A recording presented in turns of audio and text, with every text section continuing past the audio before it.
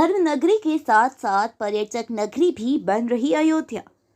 सरयू में sports adventure की हुई शुरुआत। गुप्तार घाट पर हुआ शुभारंभ। भगवान रामलला की प्राण प्रतिष्ठा समारोह के पहले पर्यटकों को मिली सुविधा।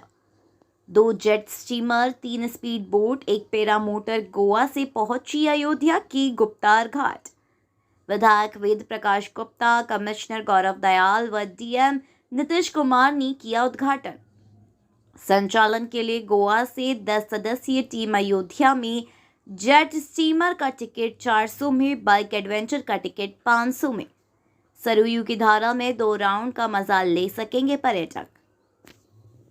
7500 से 8000 आरपीएम में चलेगा जेट स्टीमर। राइडर को मिलेगी सुरक्षा की दृष्टि से लाइफ जैकेट। सरयू की धारा में फर्राटा भरेंगे जेट स्टीमर। रामरथ के नाम से जाना जाएगा जेट स्टीमर। सरयू में आनंद ले सकेंगे अयोध्या आने वाले पर्यटक। कमिश्नर गौरव दयाल व डीएम नीतीश कुमार ने अन्य अधिकारियों के साथ स्पोर्ट्स एडवेंचर का लिया आनंद। इस मौके पर महंत नृत्य गोपाल दास भी रहे मौजूद। उसने शुभारंभ किया है, चीफ गेस्ट आपके यहाँ कौन थे और क्या मैसेज देंगे इस कार्यक्रम के माध्यम से? हम लोगों का जो प्रोजेक्ट है वो पंचवटी द्वीप है, जो 75 एकड़ क्षेत्र में ये गुप्तार घाट से 2 किलोमीटर पे जो टीला है उसको पंचवटी द्वीप का नाम दिया गया है।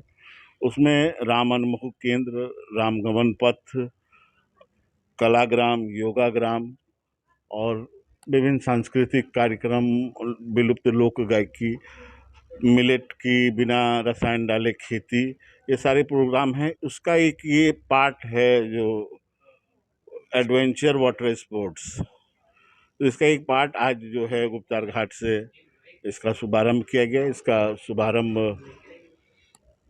महंत श्री नृत्य गोपाल दास जी महाराज के कर कमलों द्वारा हुआ और कमिश्नर गौरव दयाल जी, डीएम साहब, सांसद, विधायक, इन लोगों ने दीप प्रज्वलित करके इस कार्यक्रम का उद्घाटन किया। सर, जो एडवेंचर वाटर स्पोर्ट जो है ये सर कितनी बाइकें यहाँ पर आई हुई हैं और इसको किस तरीके से जो है चलाया जाएगा, सुरक्षा की क्या व्यवस्था है उसके बारे में? ये टेहरी डैम में के प्रोजेक्ट में अयोध्या बोट क्लब के बैनर से इन लोग काम कर रहे हैं। तो ये जो पूरी टीम है टेहरी गढ़वाल से आई हुई है।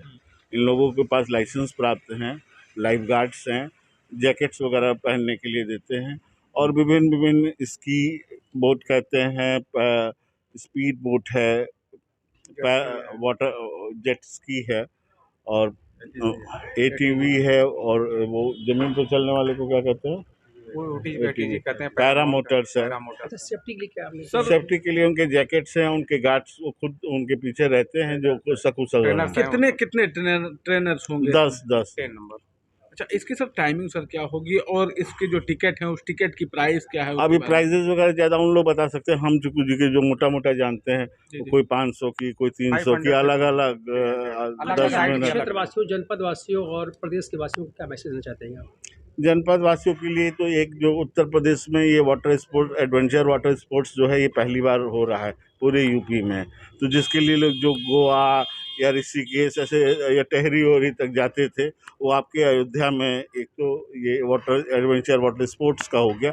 और दूसरा जो सबसे बड़ी बात हमारे इस प्रोजेक्ट से हो रही है कि लोगों को जो रोजगार का अवसर प्राप्त हो रहा है, जैसे नाविक हैं तो बहुत सारे टूरिस्ट आएंगे जो वहाँ तक जाएंगे। तो ये इन लोग जो लोकल नाविक की इतनी सारी नावें हैं, यदा कदा चलती हैं, हम तो 25 से देखते हैं, कुछ कुछ चला करती हैं। तो इन लोगों को भी एक अपना पैसा से लेके और वहाँ तक पहुँचाने का, टीले तक पहुँचाने का वो होगा, क्योंकि वहाँ जाने का माध्यम नाव ही है, दूसरा कोई माध्यम नहीं है।